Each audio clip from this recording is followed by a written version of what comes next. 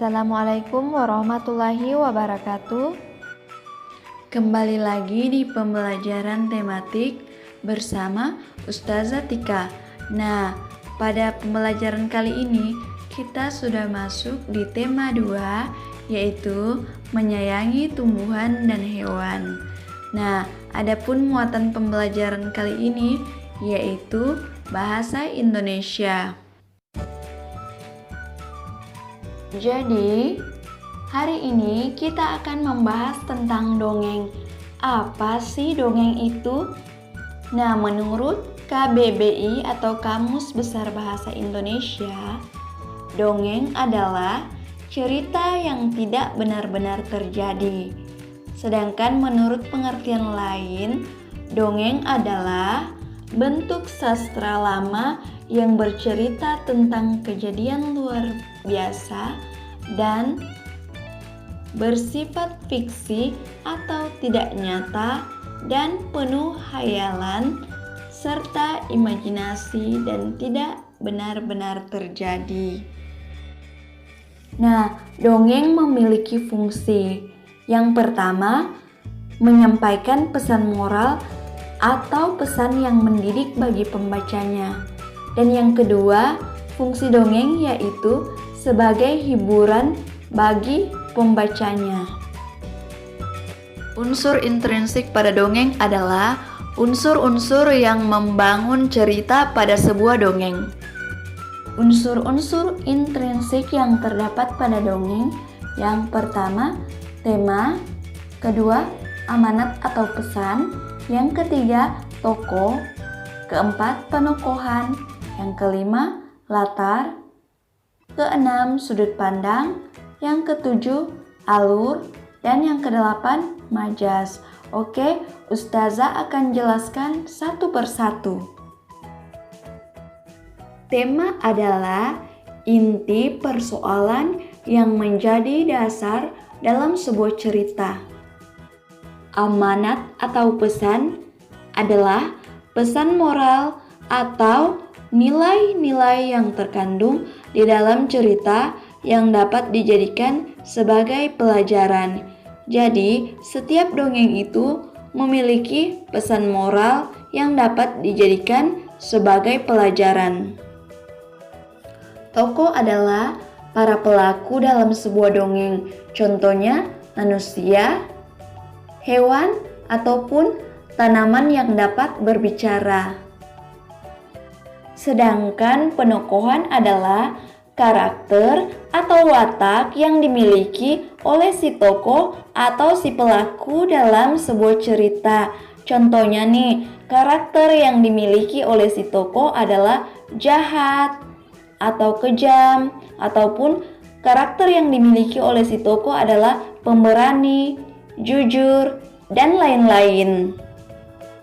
Latar tempat adalah tempat cerita berlangsung atau tempat dari peristiwa dalam sebuah cerita. Nah, contohnya peristiwa terjadi di istana atau di sebuah desa ataupun di sebuah hutan dan lain-lain. Sedangkan latar waktu adalah saat terjadinya peristiwa, apakah itu pagi, siang, atau malam. Nah, adapun latar suasana.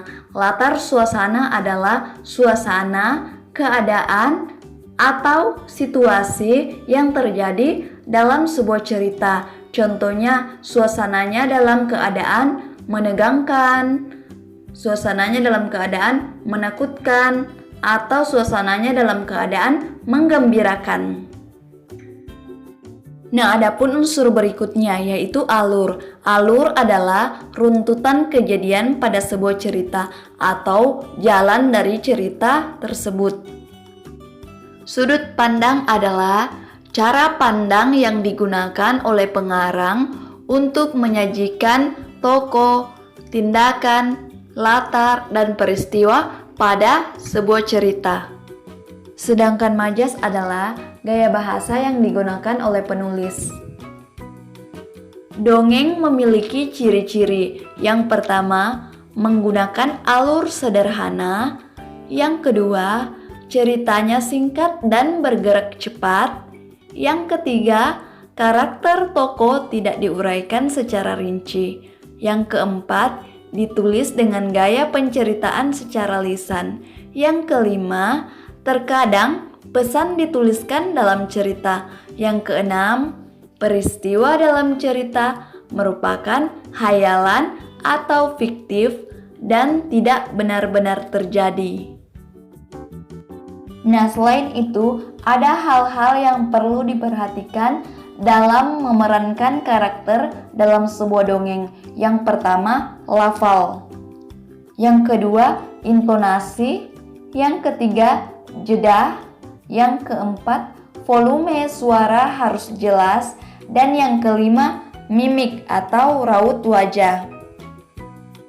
Lafal adalah cara pengucapan dari setiap perkataan yang diperankan oleh setiap tokoh.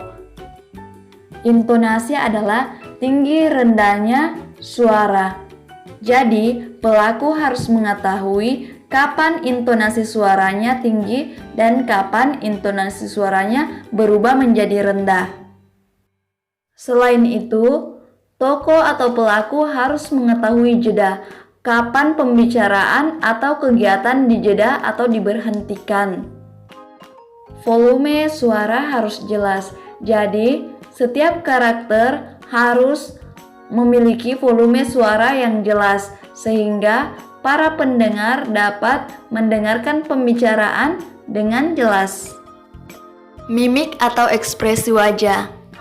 Pelaku atau tokoh harus menyesuaikan antara mimik atau ekspresi wajah dengan suasana atau kondisi yang terjadi. Contohnya, keadaan atau suasananya sedang dalam keadaan yang menakutkan, maka ekspresi yang ditampilkan adalah ekspresi wajah yang sedang ketakutan. Demikian pembahasan seputar dongeng. Wassalamualaikum warahmatullahi wabarakatuh.